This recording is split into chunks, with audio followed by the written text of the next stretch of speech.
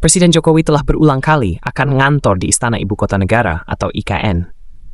Namun hingga saat ini, Pak Jokowi belum juga memulai aktivitas pemerintahan secara formal di IKN pada sisa pemerintahannya sekitar 1 bulan. Ada beberapa alasan tertundanya Pak Jokowi ngantor di IKN, bisa jadi disebabkan oleh sejumlah faktor, baik teknis maupun politis. Secara teknis, pembangunan infrastruktur dasar di IKN belum sepenuhnya rampung. Meskipun progres pembangunan terus berjalan, fasilitas yang tersedia mungkin belum cukup memadai untuk aktivitas pemerintahan yang kompleks. Selain itu, ada spekulasi bahwa Jokowi ingin memastikan stabilitas pemerintahan dan transisi yang lebih mulus menuju IKN dengan menunggu kesiapan yang lebih matang, termasuk kesiapan logistik dan keamanan. Alasan selanjutnya, karena Pak Presiden belum menandatangani Perpres IKN, telah menjadi sinyal penting tentang adanya kendala atau perdebatan dalam finalisasi regulasi tersebut. Ada kemungkinan bahwa beberapa aspek dari rancangan Perpres masih dalam pembahasan, baik terkait tata kelola wilayah, struktur organisasi pemerintahan di IKN, atau pembagian kewenangan antar lembaga. Selain itu, resistensi dari berbagai pihak, baik dari kalangan politik maupun masyarakat, terkait pemindahan ibu kota ini juga bisa memperlambat pengesahan regulasi.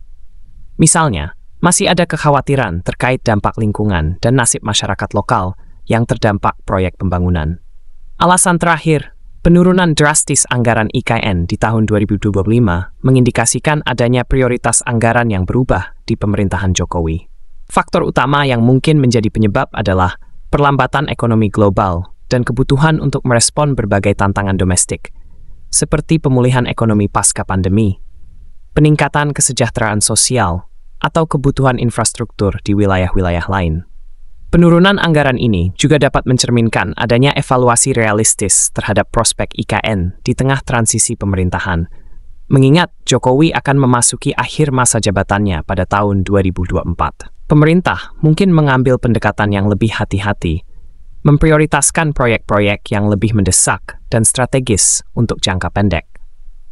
Pemindahan ibu kota memerlukan komitmen politik yang kuat dari pemerintah saat ini, serta pemerintah yang akan datang. Namun dengan mendekatnya masa akhir jabatan, prioritas politik dapat berubah. Pemindahan ibu kota bisa jadi olok-olok dan mungkin saja dipertimbangkan ulang oleh Presiden terpilih, yakni Prabowo Subianto.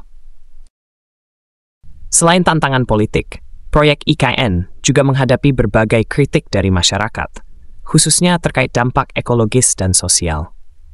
Pembangunan di wilayah hutan Kalimantan telah dianggap merusak lingkungan, sementara masyarakat lokal khawatir mulai tergusur.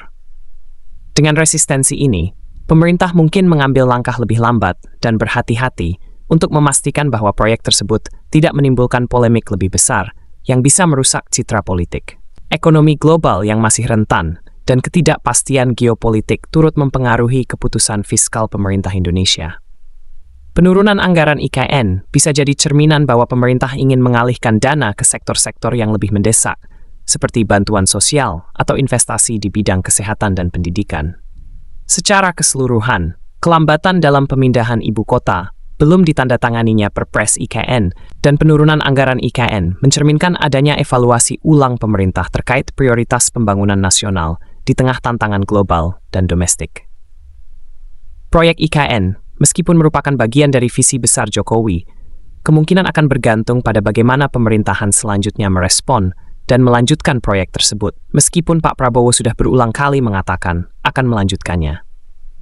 Kenyataan, anggaran untuk IKN menurun drastis di tahun 2025 mendatang dibanding tahun-tahun sebelumnya.